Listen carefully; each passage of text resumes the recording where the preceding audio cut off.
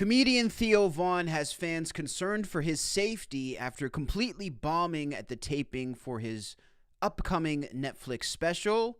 Theo ended up breaking down at the end of the performance, telling fans, quote, "I'm trying not to take my own life," which has led to massive reaction across the internet. We do have this clip here of Theo saying it on stage to the fans, as well as the clip of Theo actually explaining himself as to what he felt like caused this incredible bomb. So we're going to look at all of the details here live on the stream right now as we speak. So let's listen to Theo's comment after the show. This is when he came to address the crowd.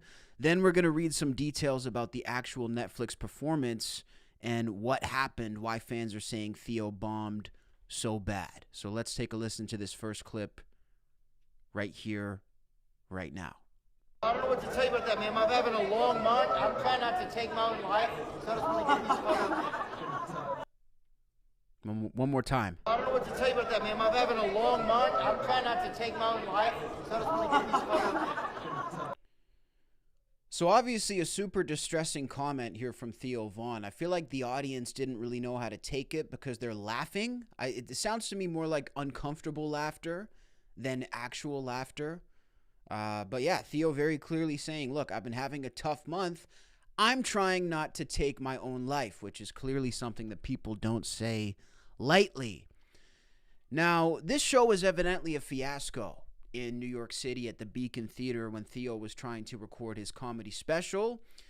One user on Reddit said, "Theo Von just bombed." This was a post that went up right after the performance.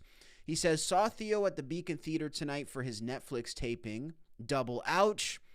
1/3 of the crowd walked out, myself included, and they seemed to keep coming. Worst set I have ever seen. Pandering to the dumbest 50 people in the room. Failure of epic proportions." Wow. So very scathing reviews here for Theo Von. This next comment says, "Just came out of his 9 p.m. show. Started off strong, but it was a roller coaster that fell off at the end. There were multiple times where he would walk off stage to talk to someone or be in the middle of a story and forget where he was and restart. I absolutely love Theo, but to me it seemed like he was on something, whether drugs or alcohol, and seems to be more than just nerves." These are the official statements here from people who were at the Theo Von stand-up comedy show where he basically had a breakdown during and after the show. Now, before we continue, I just want to say a couple of things here about this situation and about Theo Von. The first thing I'm going to say is, Theo, if this, comes across your desk or somebody shows you this stream or you see this stream, I'm wishing you nothing but the best, my man. Theo Von has always been a guy that I've really liked in this business. He's been a guy that I've championed and supported. He's kind of like comedy's lovable goofball. He's the one guy in comedy where even other comedians, they don't seem to be very, competitive against him. They don't really play the competition game. Theo Von is sort of universally beloved in the world of comedy, and it's because he's quite a genuine guy. For all of his faults, for all of the things that he may go through, for all the demons he may have, Theo Von's a nice guy. He's a guy who's made time for a lot of people. Even at the end of this show where he has a breakdown, we see him in the crowd, at the front of the crowd, taking pictures with people and trying to make the fans' day. He always gets off stage and tries to shake every hand, take every photo. He's a nice guy in that way. So that's the first thing I'll say is I hope that Theo Von can find peace and hopefully get the help that he needs. Now, the other thing that I'll say, and it's tough for me to say this, and it's also tough for me to find the correct way to put it out there. But I can't say I'm exactly surprised to see that Theo is currently having issues right now. The one thing that I think Theo may not have been as transparent about in the last couple of years, and I will add that I don't think he should be transparent about this. I don't think he owes anyone to be transparent about his personal life and his addictions. But I have got the sense that he hasn't been very transparent about where he's at with some of these demons. He talks about getting sober less than 5 years ago, and he talks about the cocaine and all that chapter of his life where he was off the rails as a chapter in the past tense. And a lot of people have bought that. They've signed on to that. They've tried to basically run with that as the official story. My thing is somebody who knows a lot of people who struggled with addiction, who knows a lot of people who've been in dark places, and even some who maybe still are. Theo has not been conducting himself, at least to me, like somebody who's on the other side of their addiction. He's not been conducting himself like somebody who has beaten it. And again, I don't say this as a judgment. I say this more so out of concern. I say this more so out of care. Even if I don't know the guy personally, Theo Von doesn't strike me as a guy who's been sober for 5 years and that's the end of the struggle. You know, he spends a lot of time on his podcast talking about addiction. He spends a lot of time musing about cocaine and sort of musing about the great times he would have with it. And he's also had some appearances on his podcast where he's visibly depressed. He's had many appearances on his podcast where he seems sad and he seems like he's going through it. So what I will say is this. I understand being along for the ride with a comedian and, you know, trying to buy into what they're selling. But let's also not be blind either and kind of drink the Kool-Aid. This is a guy who I think has a lot more struggles than we've outwardly seen. This is a guy who's had a lot of issues. So it's completely normal to, you know, struggle with that, to go back and forth with that. That's what I would say about Theo Von. So we do have a video here of Theo kind of explaining what happened at this taping and trying to reassure fans that he is okay, but also coming with that transparency, which I think has been missing, and telling people, look, I have been going through it. You guys are not imagining this. This is not in your heads. I have been going through something, and these are the details. So let's listen to Theo's video here. I'll make a few comments as we go, but we're going to hear from the horse's mouth about what's going on.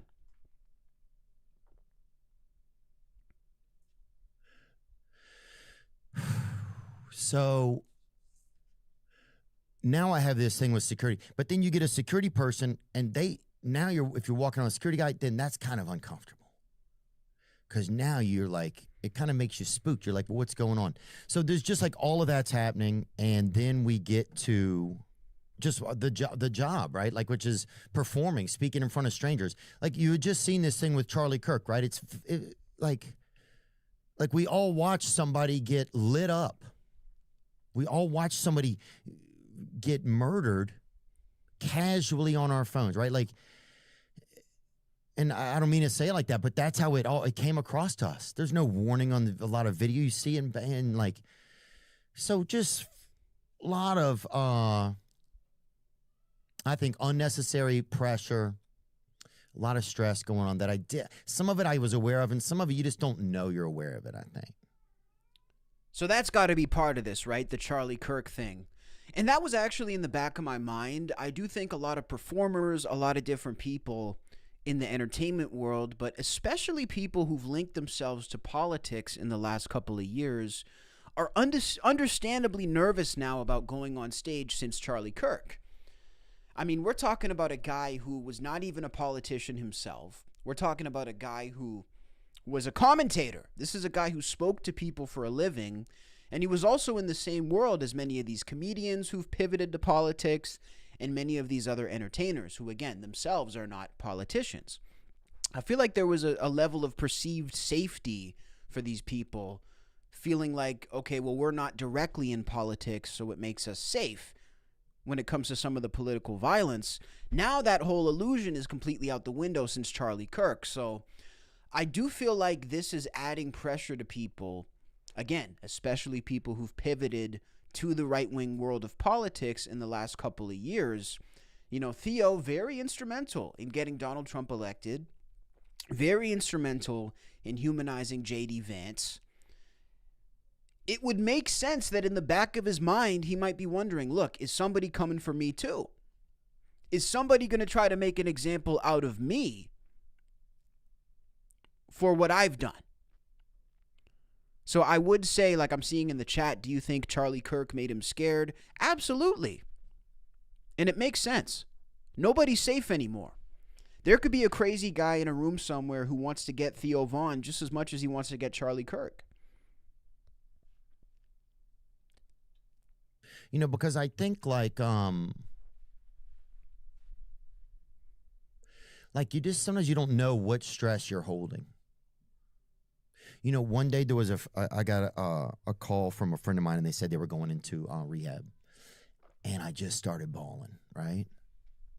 And I didn't realize that there was a part of me that was waiting to hear that from them, and that it really made me feel some type of way, you know? So sometimes it's like you just don't know what stresses you're holding. Anyway, so we get to the shows, right? We're there, and it's a lot, you know? It's a lot. There's a lot of like last minute choices to be made. It seemed to go messier than the past specials that I'd taped, right? It seemed to be a lot more confusion, and it all could have been just kind of my perception, right? Because what started to happen was on this day, I was starting to feel a little bit like, I don't know if manic is the word. I don't know what manic means. I've said manic, but I don't manic meaning. Let me see. What does it mean when someone is manic? He's like, I've said this word before to describe my behavior, but I never knew what it meant. That's trying to meet mans. That's the first one. Like, this is fucking, see, this is how bad shit's gotten. You're trying to figure out if you have some sort of an anxiety disorder, and next thing you know, you're getting damn emails from a local men's bar or whatever. It is defined as an extremely unstable, euphoric, or irritable mood along with an excessive activity or energy level. Okay. Excessively rapid thought and speech. I probably could have used a little more of that. So I think I started to feel kind of mildly manic. I think it was just being off the medication. I think, and it wasn't insane. It was just little things. Like the second I got on stage, the first show, I couldn't feel any moisture in my mouth. And I started to feel like, you ever remember that feeling if you were in high school and you got high and then you were standing there talking to your friends and you were just too high and you were just literally standing there just trying to pretending to be yourself a little bit? So I had a little bit of that going on. And it started off choppy. The first show, it started off kind of choppy. We were doing... So he was off his meds is what it sounds like then. Again, Theo not mentioning what the meds are, but oh, no, this doesn't sound good. This does not sound good, and probably bad timing too. I mean... Again, I've had experience with family members who've taken SSRIs and they've taken different antipsychotics and different medications. This stuff is no joke, okay? If you're having a stretch where you can't get your medication, it can be an issue for you to go to work. It can be an issue for you to go to school, let alone if your job is performing in front of thousands of people in a room where, you know, all the focus is on you, the lights are on you. That's going to be a seriously stressful situation when you're coming off of medication, because these medications are extremely dangerous. You know, I think we've gotten to a point where society is so over-medicated that people forget that antidepressants, antipsychotic drugs are incredibly dangerous to put inside your body, and they're incredibly dangerous for you to be mentally hooked on these drugs. So I know it's normal. I know that, 1 in 5 people is probably on SSRIs when it comes to the United States, but these drugs are mind-altering chemicals that are not really safe. I know a lot of people get good results from these drugs, but there's a difference between getting good results and it's actually safe. These are heavy-duty chemicals. So this does sound like a classic kind of withdrawal thing going on. I think it was just being off the medication. I think, and it wasn't insane. It was just little things. Like the second I got on stage, the first show, I couldn't feel any moisture in my mouth. And I started to feel like, you ever remember that feeling if you were in high school when you got high and then you were standing there talking to your friends and you were just too high and you were just literally standing there just trying to pretending to be yourself a little bit. So I had a little bit of that going on. And it started off choppy. The first show, it started off kind of choppy. We were doing like a new intro with Joey Diaz at the last minute, and he was pretty goomed up. You know, he's Coco. And it was a blessing that he was there, but we hadn't ran through it. And so it's just like a lot of... Shout out Uncle Joey, man. I was wondering, too, if Uncle Joey would weigh in on this. He probably won't now. I mean, it's not really a style to weigh in on something like this, but especially since he was there, we're not going to hear from him. But Joey knows what it's like, because I remember when Joey did his Netflix special, he actually ended up scrapping the special because it went so bad. I don't know what it is about Netflix specials for comedians of this era, but it seems like there's a level of pressure. And maybe it's the people at Netflix. Look, if you have professional comedians sort of crumbling under your management, I think we got to look at you more than the comics, because these guys do a lot of shows. You know, Theo Von does a lot of concerts. Joey Diaz has been doing stand-up for 30 years. These are two guys who, under Netflix's direction, completely crumbled when it came to doing a stand-up special. So I'm starting to think that there's something about Netflix and the way that they operate that might actually be sending these comics into stress. You know, I always am of the belief that if you're not understanding something in class, it's likely the teacher who's to blame. I don't blame the student for not understanding. I think, if the manager's not explaining right, the teacher's not explaining right, that typically goes to them. But this was in the back of my mind that Joey Diaz had a similar situation with Netflix, which is public. I'm not revealing anything. But he did have a similar situation where he actually scrapped his stand-up special. So maybe something with Netflix and the way they're putting pressure on the comics to explain this. Like things at the last minute. But yeah, I'm on stage, and the second half of the first show went good. And there were some beats that I got that had like an emotional piece to them that I wanted, and that felt exciting. But the whole show, it was there were parts where I just couldn't remember the next thing. I couldn't remember like my next sequence. Like I was having trouble just keeping track of stuff. And that's when I really was like, oh man, I'm just off tonight. You know, it had just like, I'm just off tonight. And I think I remember saying to the audience, like, thank you guys just for being here for me, you know, like, and the audience was cool, man. People were happy to be there. They were super stoked when I came out. I started to feel bad that I wasn't giving them the best show, but the show ended up going a little bit long, blah, blah, blah. We get to halftime or in between the two shows, and Chris Rock is backstage. He's there. My favorite, right? Like, I mean, I see Chris Rock smile and you just feel like it's going to be good. You know, it's almost like when, you know, somebody that was good in class at making a good joke, and then you see him and you're like, oh, the Michael Jordan has arrived, you know, like that thing, like, so anyway, seeing him, and it kind of like, I was like almost way so excited about seeing him. Like I was very excited, but then I realized I was kind of overexcited. He enjoyed the show, you know. And so Chris Rock was there too. So we had some high profile comics at this show. Maybe that's why Theo was nervous too. I mean, it just sounds like he was off the whole night. He's saying he couldn't remember his bits.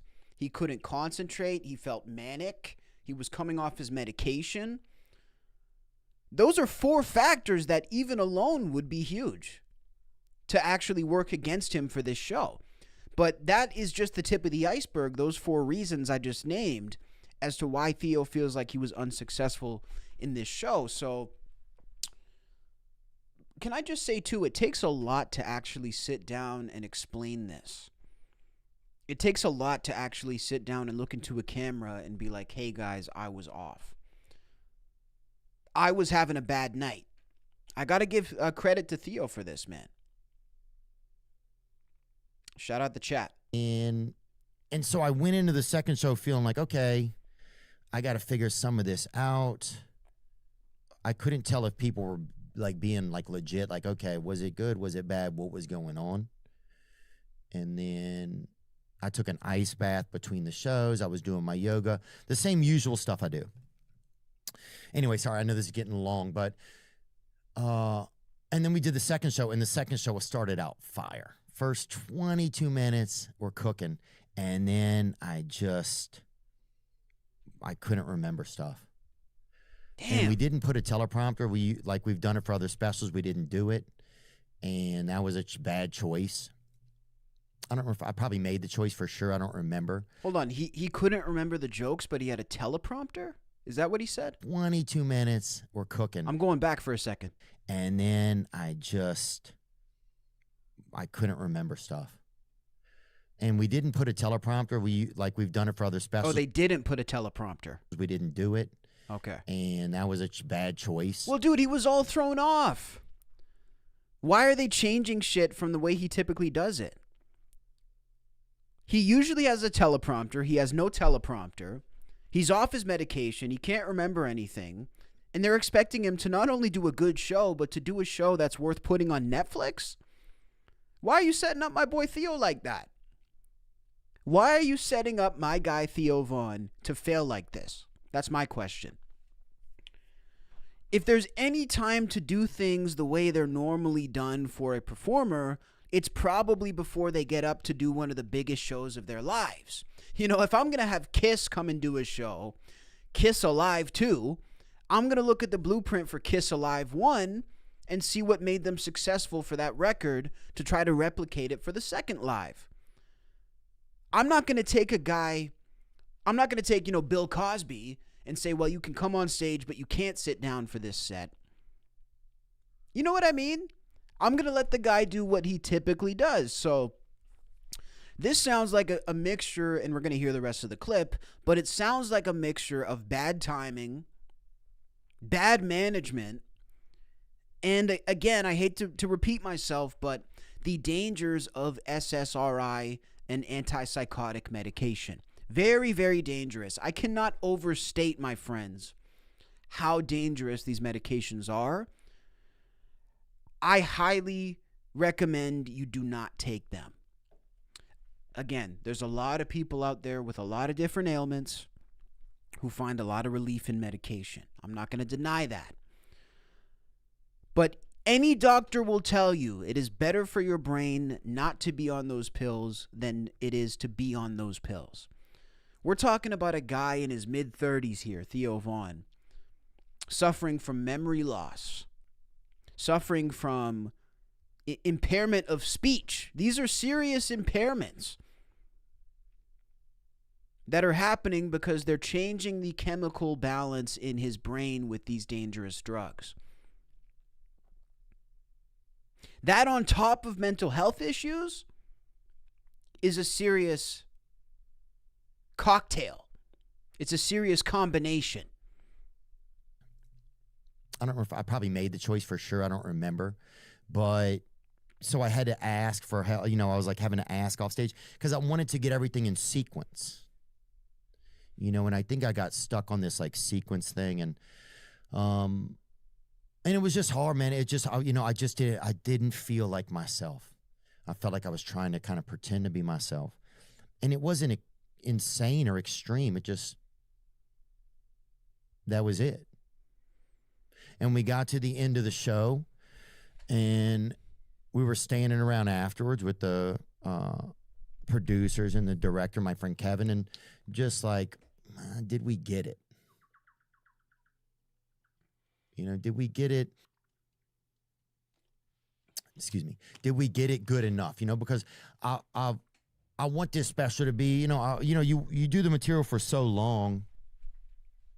And my buddy Neil Brennan said this the other day before it. He said, I got hair in my eyes today. He said, dude, this is the last time you'll ever spend with this material. You know, it's really the last time you'll probably ever do it. And this material's been a friend to me over the years. It's been, it's taken me around the world. You know, it's gotten me to see a lot of people that love me and that I love. So that was just a neat sentiment of a way to like embrace the material and stuff. But I was just at the end of the night, I was like, I don't know if we got it. And they're like, yeah, well, let's edit together something and see. And I was like, okay, but I couldn't feel the magic, I just was off. Nah, you can't do that, dude. One thing I know as a creator for a long time, like I've been making stuff online for 16, 17 years. If you don't feel like the magic was there for a big project, then it wasn't there. That's the one thing I can tell you for sure. When I do a big interview or a big live stream or a big video, I don't even have to ask myself if it was really good. If I really hit the mark, I don't even have to ask myself if I did. I don't even have to ask myself or question the quality of the output. Like when I did that Rudy Sarzo interview about Ozzy last month, I knew that was one of my biggest interviews ever. One of the best, period. It was not a discussion. It wasn't a conversation. So if you go do a special and you're standing around with the producer saying, did we get it? Chances are you didn't get it. That's not the reaction you should have after doing a stand-up special. And that was it. We left the show. We left the theater. We took pictures. I went up by the stage at the end of each show and was like taking pictures of people that were sitting there, and that's when some girl. There was a clip of me, which I think this is what really this is what made things ridiculous. Where in passing I just was like, or I don't know if it was in passing. I haven't seen the clip honestly, and I haven't been online. I woke up the next day to like a bunch of things like, bro, what's up? Or things like that. And I was like, oh my God. For anybody who didn't see the clip, this is the clip he's talking about where he told the audience he's been trying not to take his own life, just so we can have context here. This is what really set off the firestorm also about this whole chain of events like he's saying. I don't know what to tell you about that, man. I'm having a long month. I'm trying not to take my own life. So I just want to get these My bad. Let me show it again.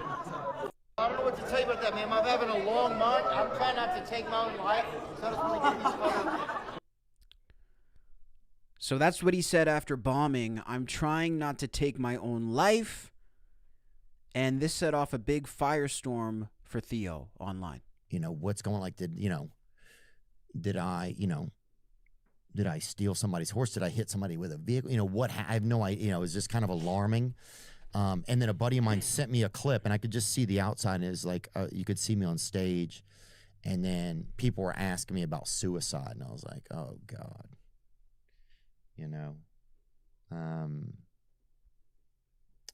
And I don't even remember exactly what I said, but I can certainly see me saying something like, oh, just try not to take my own life, What? Which I understand it's not a joke to some people, right? It's not a joke to me. Bro, it's not a joke to anybody. What are you talking about? How is that a joke?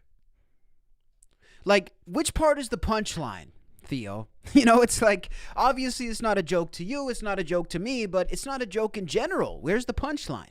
That's like if I walk up to you and say, I have a terminal illness. Just kidding. Like, where's the punchline in that scenario? It's not a joke to anybody. And it's a very alarming thing to say. It kind of sounds like Theo's trying to downplay it. Like, oh, I just made this off-color comment. That's not an off-color comment, and it's not something that people say unintentionally. The one thing that always happens when somebody does take their own life, because let me tell you guys this, suicide is a very real thing. I think a lot of people have not been touched by somebody taking their own life. A lot of people may think of it as something that doesn't really happen as much as you would think. I would say it actually happens more than people think, and it's a very real thing. But the most common thing that people say is, well, I never would have thought this person would have done this. Or this person never showed signs that they might have hurt themselves. They never even hinted at such a thing. But I bet if you really think about your conversations with that person, if you really trace back all the little things they said, they probably made a comment something like this. They probably made a comment like, boy, this week has been so tough. I was probably just kill myself, or, something like that. And I will tell you guys this. People don't say that type of thing for no reason. So we'll hear the rest of the clip. But I just want to throw that out there for anybody. If you got people making jokes like that or making comments like that, we got to take it very seriously. It's not a normal thing to do. But it is something that I'll say stuff sometimes. I say stuff, right? You know that. If you've listened to this show before or seen anything, you know I say stuff.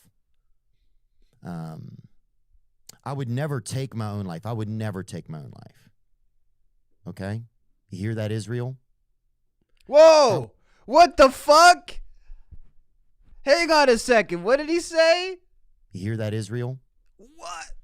Bro. No fucking way Theo Von just said that.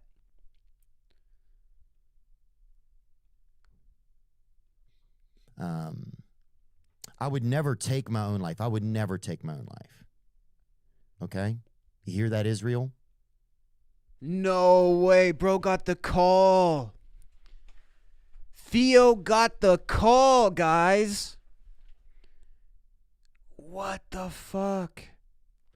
I would never take my own life. I'm grateful to God for his grace in my life. I love my siblings. I have so many friends. And Wait. Okay.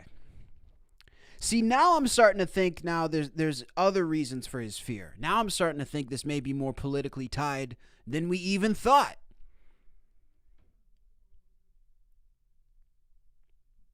I feel like the less I say, the better, but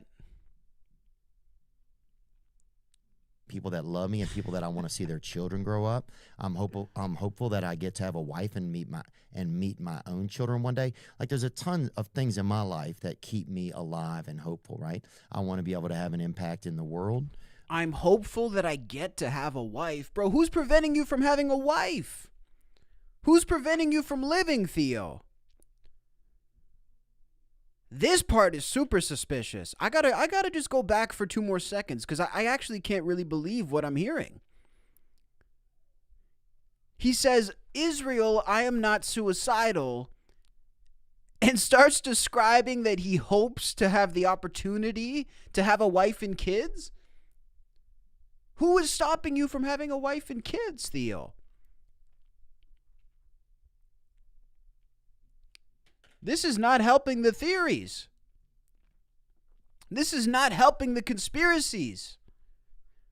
This is not helping the red pill community calm down. This is fueling the fire, Theo Von. If you've listened to this show before or seen anything, you know I say stuff. I would never take my own life. I would never take my own life. Okay? You hear that, Israel? I would never take my own life. Shocking. I'm grateful to God for his grace in my life. I love my siblings. I have so many friends and people that love me and people that I want to see their children grow up. I'm hopeful that I get to have a wife and meet my own children one day. Like, there's a ton of things in my life that keep me alive and hopeful, right? I want to be able to have an impact in the world. Those are just a few of them, probably. You know, I mean, so many just moments we've shared on this show that I'm like, oh, I live for those things. You know, I mean, I want to see Vandy win a championship. So I'm gonna have to be alive for a long time. You know what I'm saying? Type shit. Bro, this is giving me the major creeps, man. Like, this is really giving me the creeps. This is a guy, this almost sounds like a guy who's trying to bargain for his life. He's like, look, Israel, I got a lot. And I'm not trying to say Israel. He's saying Israel. So let's just completely separate that right here. This is not me coming up with this stuff. This is what he's saying. You're saying it's just a zany reference? Dude, how is that a zany reference, Jimmy, in the chat? Look, I understand what you're saying, but Nah. There's more behind that comment. But anyway, that was Bro said he's a comedian. Is that supposed to be funny? These comedians sure tell shitty jokes. So far, Theo's jokes on this episode are, I'm going to kill myself and Israel wants to kill me. Boy, that's a knee slapper. What a hilarious joke. That's really going to kill the audience at his next taping. So I woke up to that and I was like, oh, man. Holy shit. And for my next joke, I'm going to go up and tell everybody I have terminal cancer. That's my next joke. Since these are the types of jokes that we're telling now. I guess they don't have to be funny. There's no punchline. There's nothing funny about it. It's just a joke. I'm terminally ill, everyone. That's a knee slapper. I guess I had like a lot of different... in addition to that, people wrote articles, oh, this is bad. And look, it wasn't great. I didn't love it. And I had a lot of people that said it was great, though. Like, I had people say, dude, we loved it. It was great. So, but I didn't think it was perfect, for sure. But I thought, let's just look at the edit and see. And so we still haven't decided. We might shoot again some point. I don't know what's going to go on. But there was just this energy. Well, you better shoot it again because you just spent 20 minutes telling us how terrible it was. Like, as a consumer, I'm not watching this special because you just told me it was dog shit. But again, there seems to be, I'm trying not to go hard on Theo Von right now.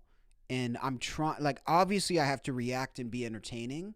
But the other part of this is I'm actually trying to show some compassion here. Because it doesn't really sound like this guy's firing on all cylinders right now. There seems to be some clouding of judgment or like some clouded thinking here going on. That's kind of what I would say about this. Like, it seems like Theo is not really thinking straight. And again, I don't say that as a criticism. I say that out of concern. So I'm not going to go too hard on his statements here today. But, dude, you just spent 20 minutes telling us how much of a train wreck the show was. You just spent 20 minutes telling us that you couldn't remember your jokes, that you were basically in an altered state while making this comedy special, and you're still considering putting it out? Like, I don't understand the logic there. How is this? Maybe this is a creative advertisement for the special. Maybe that, here we go. Maybe this is a creative advertisement for the Theo Von special, and it actually went perfectly. Maybe that's what this is, because how could you even be considering putting this out? That's like me telling you guys I interviewed Theo Von yesterday. I couldn't remember my questions. I couldn't even get the questions out. I was dressed terribly. I looked like a schlub. And there was no direction to the interview. We had to pause it 5 times. But we're probably going to drop it tomorrow. I'm still having my editing team look at it. Like, does that make any sense to you guys? This is not adding up to me. And the whole explanation is not adding up to me. Dude has the bomb of his life, gets on stage and says he wants to kill himself, and then comes and does a podcast to tell us everything's fine and he's probably going to drop the tape? What sort of cover-up bullshit is this? This is the most bullshit explanation I've ever heard. Which one is it? Are you going to kill yourself and you hate the show? Or is this coming out on Netflix? What the fuck, Theo? Energy now where it was like everybody started checking on me, and I was like, oh man, this is tough. And there's people that would think like, oh well, he failed, or who want to write up something that says he failed or make a meme. I saw one thing, it said bombs Netflix or whatever, taping or whatever. Awesome. Thank you, dude. But homie, I was fucking in that bitch, cuz. You should have seen me, dog. You should have seen me. Dude, what type of rambling explanation was that, dude? And again, I see the chat coming for me like, hey, man, you're just getting on Theo, and hey, man, leave Theo alone. Dude, I love Theo Von. I have nothing against Theo Von. I have no reason to have anything against Theo. I just feel like somebody needs to be real with Theo right now. What it sounds like is like there's a lot of people around Theo kissing his ass. Okay, Theo Von has gotten very famous in the last couple of years. A lot more famous than he was when I first knew of him. We have many mutual friends, okay? I'm sort of tapped into this comedy community, folks. I'm kind of plugged in like that. I kind of know a lot of people in this game. And I've known friends of Theo Von, and I've known of Theo Von for a long time. Theo has ascended to a level now, which is basically unheard of. He's interviewing the president. He's interviewing the vice president. He's interviewing the richest and most influential people on the planet. So, two things when you get to that level. One, you don't get to that level without having a lot of people kissing your ass once you get there. So now all of a sudden Theo's at a point where everything he does to the sycophants around him is great, right? There's not going to be a performance he does for his boys in Texas that they say is not good. There's not going to be a podcast he does for his boys in Texas, all these guys getting paid, that they're going to say is not good. So that's the first thing that happens when you become Theo Von status, okay, in 2025. When you're at this level, people are going to tell you that everything you do is good. That's why my recommendation for creators is to not listen to anything. Don't listen to the compliments and don't listen to the detractors, because then you're going to know what's good on your own. Okay? When you're famous, or even if you're not famous, if you're a creator, you should make something and be able to know, like, if I write jokes, I know those jokes are very funny. You shouldn't have to wait for people to come and tell you they're very funny. You should know. If you do jokes that are not funny, you should know that they weren't funny based on your own gut, based on your own experience, not waiting for somebody not to laugh, because then you're getting your feedback only from the crowd, and it's going to influence the way you create. So that's my advice to people. You should know when you're good, and you should know when you're shit. It doesn't sound like Theo Von knows when he's good right now versus when he's shit, because it sounds like he's listening to the wrong people. I went and asked my producers if we should keep it. They said we should maybe keep it. You just told me for 10 minutes the special was garbage, Theo. You just spent 10 minutes on the podcast telling us the special was shit. You should be able to make the call as the creator not to put it out, because you just told me it was dog shit. That's issue number one. Issue number two is this. When you get to the level of Theo Von like we're talking about, where you're interviewing the president, you're sitting down with these powerful people, you don't get to that level without having a phone call. Now, a lot of people call it the call. I'll call it a call, because I'm sure it's different for each person. But when you're at this level,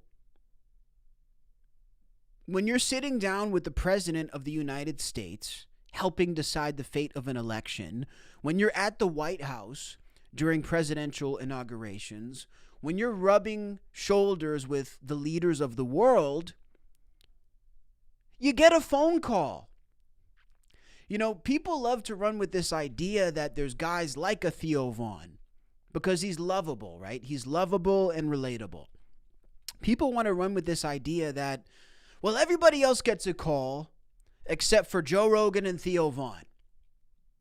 Like, somehow there's this idea that everybody's compromised, everybody's corrupt, except for Theo Von because he's cool, and Joe Rogan because he's cool. He's the everyman. He's the relatable guy who's just asking questions. So there's this concept that there's unadulterated people within this that are just asking questions or just got a big opportunity. I'm going to tell you guys this straight up as a guy who's been in and around the entertainment business for 17 years. Such a thing does not exist. The only people who haven't gotten a call from those people high up are the people who are not with them, are the people like me. See, I never got the call because I'm not with Trump, and I'm not with Netanyahu, and I'm not with J.D. Vance right now deciding the fate of the election. Now, I guarantee you guys, if and when you see me in that scenario, I will have gotten a call. So there's two factors here. And these two factors appear to be, in my hypothesis, what is stressing Theo Von out. He is very unsure about where he stands as a creator, as a performer, because everybody's kissing his ass. And he seems to be very unsure where he stands with this political circus. 1 second he is promoting Trump, promoting J.D. Vance, pushing their administration, cozying up to that audience and their people, and doing remarkably well. The next moment, he's pushing back. Now, for anybody who didn't see the pushback, let's go take a look at the statement that he put. So, Theo Von, let's see here. So, they used him for an ICE ad. I want to see if I can just find it exactly from his X account. But they used Theo for an ICE ad, basically where they were trying to trivialize people being deported through ICE. I want to see if I can find that. Theo Von DHS. Maybe he deleted it. But this seems to be one of the main things that shook the foundation. Here it is here. So ICE made this advertisement, which they probably took down now, and it had Theo saying, "Heard you just got deported. Sucks to be you, dude." And basically being trivial about the fact that people were being deported. Homeland Security took that video and manipulated it because this was not Theo talking about ICE. This was him talking about something completely different. This was a completely unrelated clip talking about deportation. It was a joke. I think he was on Cameo saying, "Hey man, heard you got deported. That sucks." So Homeland Security, ICE, whoever made a video of that little clip of Theo, and they mixed it with actual footage of deportations happening today, which again is a complete mischaracterization of what Theo was saying. Theo's response here was, "Yo, DHS, I didn't approve to be used in this. I know you know my address, so send a check. And please take this down and keep me out of your banger deportation videos. When it comes to immigration, my thoughts and heart are a lot more nuanced than this video allows." So that was the comment that Theo said about the DHS using him. So again, Theo seems to be unsure about two things. He's unsure about where he stands in the world of Hollywood because people are lying to him, telling him he's great when he's not. And again, I think he's generally great, but I'm saying when you have an off night, you have an off night. So if people are telling you that you were great, that's a problem. The other thing he seems to be facing is where he stands in this political circus and how he gets out of it. You know, I think it was such a funny thing, and we're going to play his clip talking about that ICE video right now. But real quick, the funniest thing I've seen in comedy that happened is that right before Trump won, all of a sudden everybody became a Trump supporter for about 5 minutes. I don't know if you guys remember, like, this time last year, September, October, for some reason, everybody became a Trump supporter for 5 minutes. Everybody in Hollywood, every podcaster, every person in this business became a Trump supporter. And then all of a sudden, everybody now, it's like they want to flip a switch and get rid of that. But I honestly think that shift with the comedians when Rogan got on board and Theo got on board, Full Send, Aiden Ross was on board. I mean, Trump, he ran a crazy campaign. There's no question about it. The campaign that Trump ran was incredibly impressive. But when he zeroed in on the influencers in the comics especially, that created a ripple effect that was almost irreversible. But here's the thing. It's irreversible now, and Trump is doing different shit. Trump is doing things in his presidency now that he spoke very little about in his campaign. He spoke about issues in his campaign that he's being a little bit less proactive on today, and he's doing other sort of wild card moves. So now all these comics are like, well, shit, I gave Trump a full cosign, but now they're like, well, maybe I don't like the way that ICE is implementing the deportations. So it's like they're kind of caught in the middle now. They're kind of caught in the middle. Let's listen to Theo when he talks about this ICE video and being featured as a anti-immigration voice by the Department of Homeland Security. My father immigrated here from Nicaragua, right? Like one of my prized possessions is I have his immigration papers when he came here. And I have them in a frame, and him and his siblings when they came here. And so I have tons of thoughts about it, but this was just fucked up, right? It was fucked up. And it was everywhere. It was like on all platforms and stuff.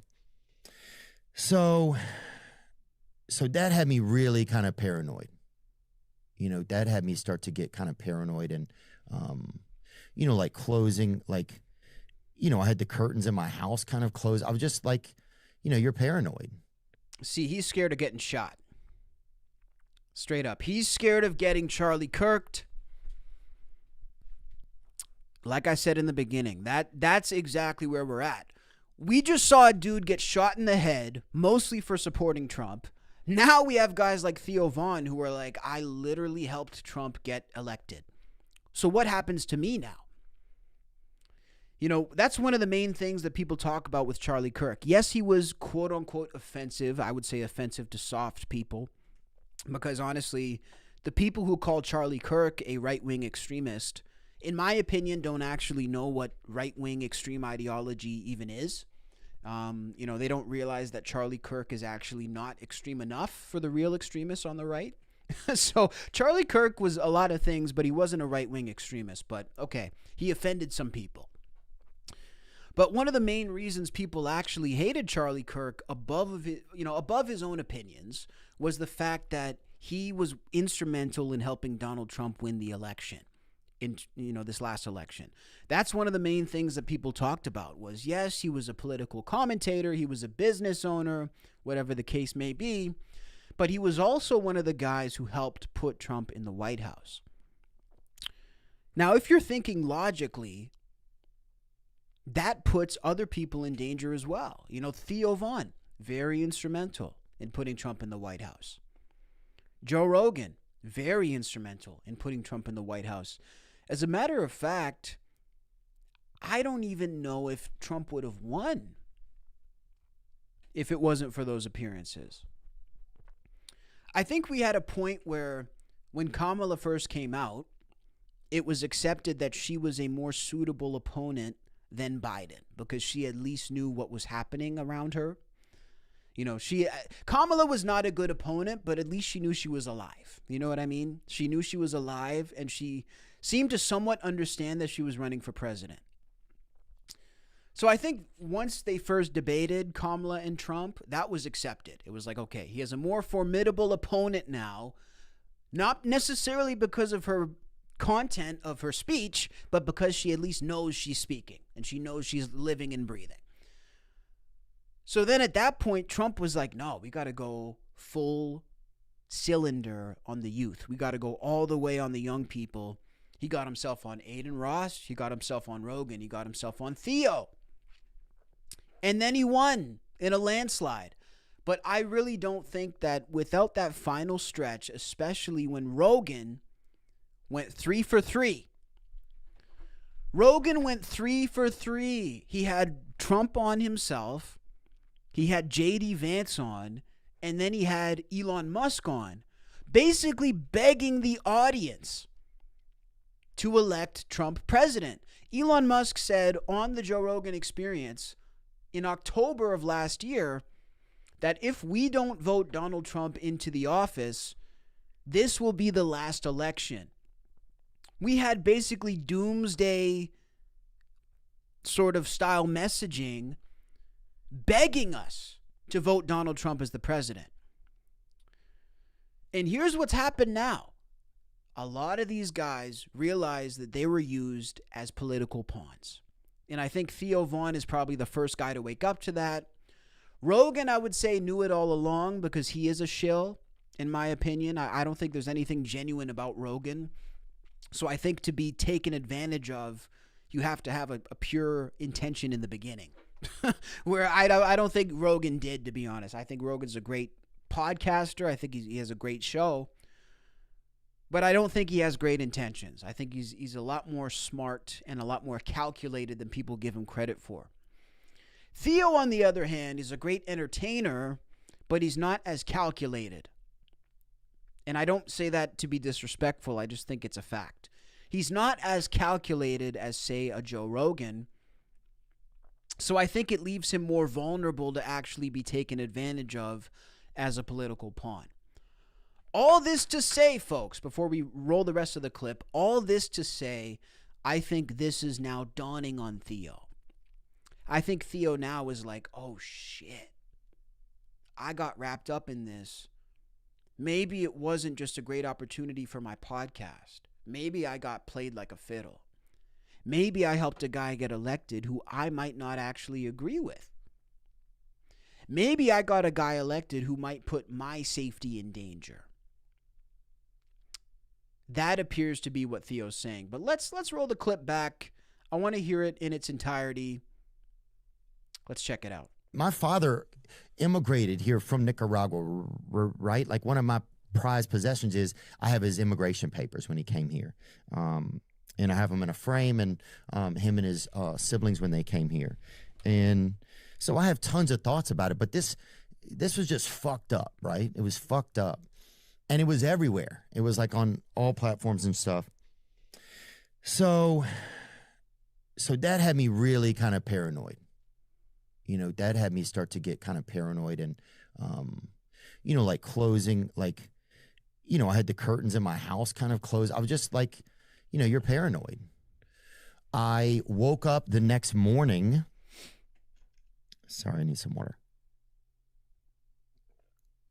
I woke up the next morning to a text from a high government official saying, hey, if you need some extra security in your neighborhood or some extra police cars on patrol, let me know. Whoa. Check, please.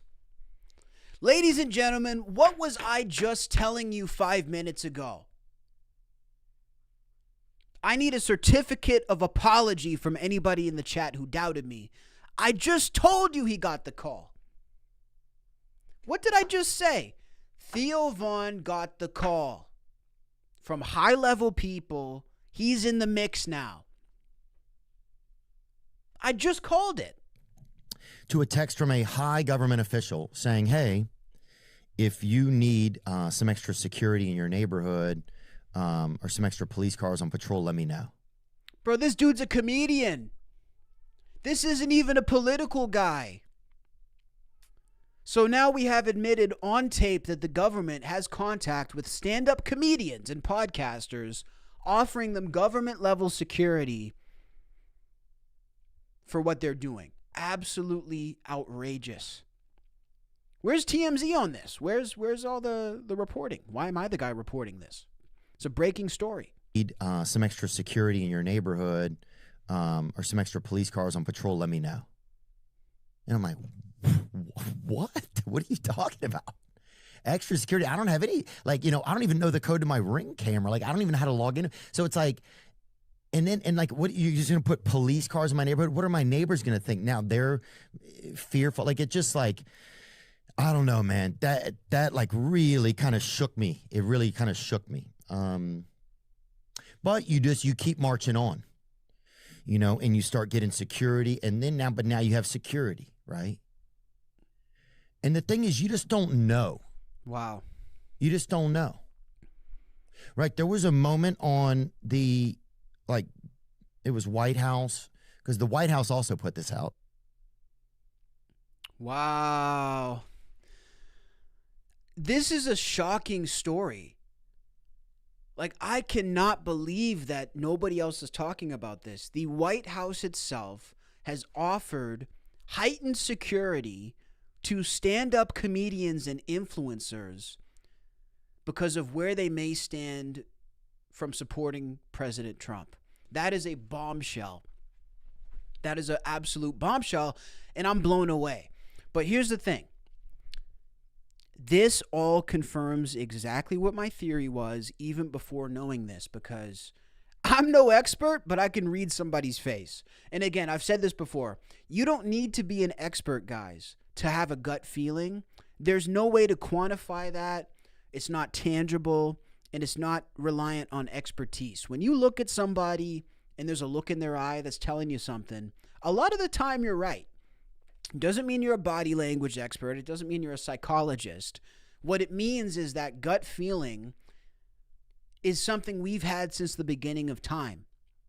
And it's not something based on expertise, and it's not something based on any of that. It's something that we can just trust in and of itself. And when I look at Theo Von, my gut tells me this is a guy who's in too deep. This is a guy who's gotten in with something that he doesn't want to be a part of. And he's too deep into it now to get out. You know, and that's how they try to frame it. They'll try to frame it as, we want to give you a great opportunity for your podcast and have the president come on because you have a huge audience. You know, they try to make it about you. You have a huge audience. This would be great for your show. You could go down in history as a guy who interviewed a president. So they frame it as something for you. They don't frame it as something for the guy who's running. They don't say, well, look, this is really going to help Trump win. This is going to go really far with his base. We could really use the approval from young people right now. If they were to offer it that way, it would be a little different. But the way they offer it is, look, Theo, we think this would be great for you. And again, Theo Von he's many things that are positive. He has many positive traits. He's very funny. He's very hardworking. He's very driven. But one trait about Theo Von that I don't see is being overly calculated. And again, I say this with all due respect. I don't say this to be ignorant. I don't say this to be a dick. I say this because it's a fact. Theo Von is not overly calculated, so, as, the same could apply, by the way, for the Nelk Boys. The same could apply for all these guys. Aiden Ross. And I have a clip here, too, of Duncan Trussell, by the way. Shout out to Duncan Trussell. You bad motherfucker. You beautiful bearded man. Duncan Trussell actually went on Rogan and spoke about this, saying, look, you motherfuckers are getting played, okay? Like all these guys who think they're going to interview the president and it's all going to be hunky-dory, you motherfuckers got played. You got taken advantage of. And this isn't about, politics, by the way. This isn't a Trump thing. This isn't an anti-Trump thing. This could be any president. It just so happens to be Trump. So it's not an endorsement of his policies, and it's not a condemnation of his policies. It's not a Trump thing. But what it is government using people. So let's listen to Duncan Trussell here. You have such a crazy power that if you're not careful, folks from deep, dark wells of perspective are going to infiltrate your shit, try to exploit you. That's the main thing, is like people recognizing what you are, who have political agendas, will infiltrate your shit and then start blowing out their radioactivity into the world, right? That's a fear. Like radium? Exactly. Like they'll get in there, and then like all of a sudden, like you accidentally start exhaling shit that's like that you don't agree. I know you don't agree with like Ben Shapiro. However, we're one of the worst global presences, and we have some of the most obnoxious, manipulative, rich elites of anywhere else. And they use the news machine as their like propaganda apparatus. They just pump money into it and hypnotize the public. But what's worse now is they're figuring out how to do it with independent media and podcasting. Sure. And you're seeing a lot of these podcasters, I'm sure you've seen this, leaning into the mainstream media. And I knew that was suspicious when I saw it. Yeah, it's fucking crazy. Because I was like, wait a second. If you're saying, like, I don't want to shit on any podcasters. Sure. But it's like, I'm fine with it if you want to, though. Shit on him. Yeah, say it with your chest, bro.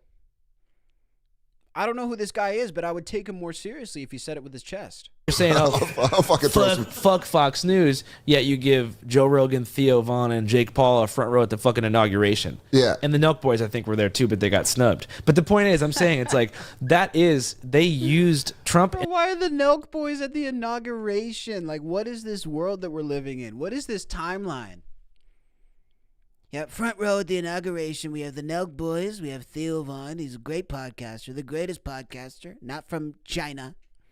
We have Joe Rogan. We love Joe Rogan. He's a great guy, tremendous guy, I may say. And then we have Jake Paul in the front as well.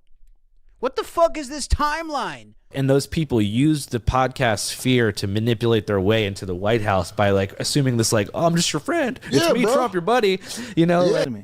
All those people that are organized, they can come hang out with us. Give me a hug. You don't want to give them a hug? Relax. Why? Just relax. All those people are just people, man. Like a white supremacist? They're lost. And what's funny is people... Joe is so full of shit. It's sickening, dude. He's so bad at it, too. Hey, man, all these cool, rich, powerful elites, they just want to come sit with us, Duncan. Don't you understand? They have no interest in us being part of their global agenda. These people who are trying to change the entire fabrics and inner working of the planet and make everybody else assimilate to their patterns of thought, they don't want to do that with us. What are you, crazy? You're paranoid. Take another hit off the reefer, man. That shit's getting to your head. Nah, these guys are cool. Donald Trump, Elon Musk, J.D. Vance, Jeff Bezos. These guys are cool. Everybody's tripping. All these evil plans they have. They just want to hang out. Break some bread. They can come hang out with us. They just want to hang out. Dropping the kids off after school, man, with Elon Musk. Pure intentions. You know, all those people that are organized, they can come hang out with us. Give me a hug. You don't want to give them a hug? Relax. Why? Just relax. All those people are just people, man. Joe sounds like the fucking devil here. This is how the devil sounds when he wants you to have that drink. People that are organized, they can come hang out with us. Come hang out with us. Give me a hug. Give me a You don't want to give them a hug? Relax. Why? Just relax. All those people are just people, man. Like a white supremacist? They're lost. And what's funny is people get, like, so mad. Wow. I don't like any politicians. Me either. I've never liked anybody. There's no point of them being a public servant. They're all there for themselves. And it's crazy because, like, you'll say that, you'll be like, I don't know, man. Like, I kind of feel weird with Elon being an unelected, foreigner fucking with our shit. And they'll be like, you, what the fuck? And Biden, you go, fuck Biden too. Yeah, right. And they're like, well, AOC, fuck her. I don't give a fuck. Fuck all of them. Yeah. It's hilarious. Yeah, I love in the chat too. Dill says, Joe Rogan with 1 billion listeners per month. I'm not the mainstream media. It's just so hilarious to me. And again, Joe's too far gone. Joe is a guy who wants to be in it, so he's in it, right? I do have to give credit to a couple people around Joe. I got to give credit to Uncle Joey. And I got to give Duncan Trussell some credit because they're friends with people. Look, and again, this is not saying anything about these guys. I love those guys. But these guys are friends with people who are compromised, right? It's not a secret. It's not a secret that Joe Rogan is compromised, guys. And again, I get killed when I talk about this because Joe's the king, right? Whether I like him or not is not even an issue. I'm not even going to ever bother talking about that because Joe's the king. Just like Ronaldo's the king of his field, just like Drake is the king of rap, just like, King Charles is the king of the fucking world. Some people are just the king and there's nothing you can really do about it. But I do commend the people who were in that circle, in that world, who don't try to kiss the ring. Because I'm surrounded by people who want to kiss the ring of Joe Rogan. No matter how big they are, comics who are bigger than me, like I'm not a comic, but podcasters who are bigger than me, all these guys want to kiss Joe Rogan's nuts. And that to me is pathetic. I'm not interested in that. I don't need Joe Rogan in my life to accomplish anything. So that's maybe where I have a little bit more freedom to make honest commentary that a lot of people agree with, by the way, and won't say. Like, I know what these guys, a lot of these guys actually think about Rogan. Not the guys I've mentioned, but I know what a lot of guys out there in comedy actually think of Rogan. So that's a whole other story. My point is this. Usually I would never even make these comments, but somebody's got to make them. Somebody's got to sit here and spit the facts. It's very obvious what's happening. And this is exactly why I'm giving Theo a little extra credit here, like I said. Because I think it's very easy to take the wrong turn, but it's very hard to turn around and walk back the way you came. A lot of people will take a wrong turn and they'll keep going and going and going. But it's like the old expression, my friends. The longer you spend on the train going the wrong way, the more expensive it's going to be for you to get home. And I think Theo now is realizing if he stays going on this train, going that way, it's going to cost him to go back this way. And it maybe has already costed him, it sounds like, his mental health, and it's costed him, his sense of peace of mind. But I applaud him having, I want to call it like the soul to turn back. Because that's one thing about Theo that I see that I don't see about a lot of these other guys. He seems to have a soul. A lot of these other guys don't seem to have a soul. And again, some people will hear what I'm saying and they'll get it. Other people will try to twist what I'm saying and give it its whole, a whole new meaning. Whatever the case may be, this is how I see it. I've been around these guys for a very long time. So this isn't just the perspective of some dude on the street here. This is a dude who's been in it. I'm the dude who's been in it. And I'm telling you, there's a lot more than what meets the eye. So that's why I got to give credit to a guy like Theo. I'm concerned about him. I don't think this is the type of situation that can be explained away in a podcast intro. Theo is paranoid. He seems very unsure about where to go creatively. He seems unsure of where he stands in terms of his comedy and his material. And he seems unsure about where he stands politically and where he wants to be in terms of a voice in the world. So these are very heavy issues that Theo is dealing with, and I'm worried about him. I would encourage, if any of our mutual friends are watching this, of which there are many, I'm sure you've already reached out to him. I would say keep reaching out to him, especially my comedian friends who are probably seeing this. Keep reaching out to him. I don't know him on a personal level, so I'm not going to do that. But yeah, I would say that Theo's going through a lot, and it takes a lot of courage. That's going to be my bottom line here on this episode. It takes a lot of courage to get up and talk about this. And it's also a learning lesson for people like me.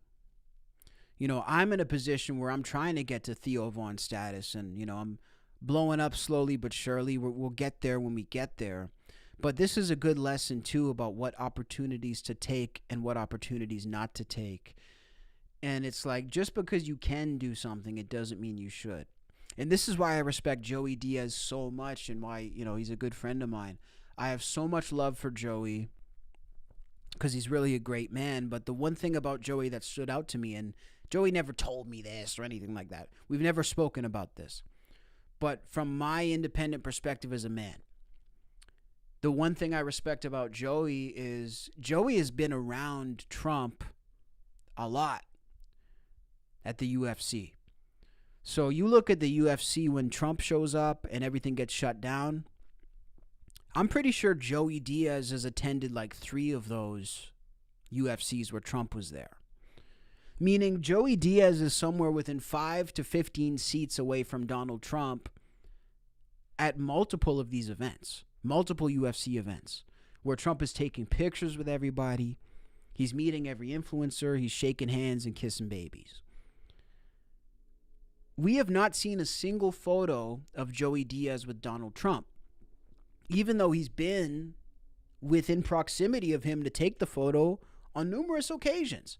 People might not even realize Joey was at those UFCs. Because you know what Joey does when he goes to the UFC? He sits down and watches the fight. He doesn't sit there and try to get clout off meeting the president, who he may or may not agree with. That's his thing. But Joey knows that to avoid being in a situation like this, he needs to see Trump and run the other way. Okay? There's a reason why this dude is sitting 5 chairs away from Donald Trump and he hasn't taken a photo with him.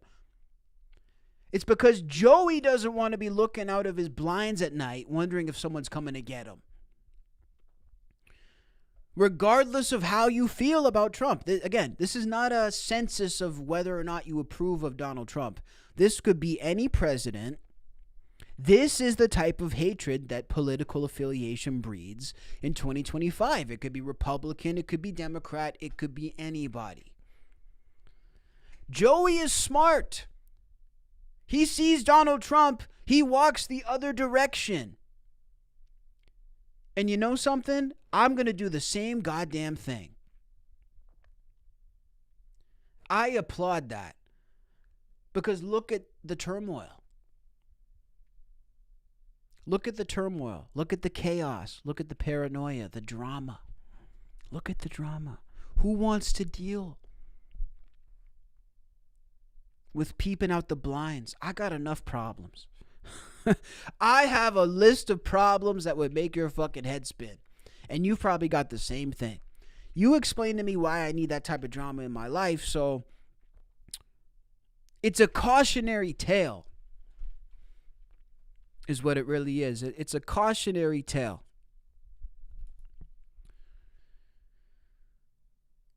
So that's it and that's that, guys. All the comments here are just saying, look, Theo, we're in your corner. Everybody's saying we don't really care what happened. He needs to be okay. But yeah, scary times, dude. Scary times. People are over-medicated. I get really scared about the medication, man. How numb these medications make you. Shit's crazy.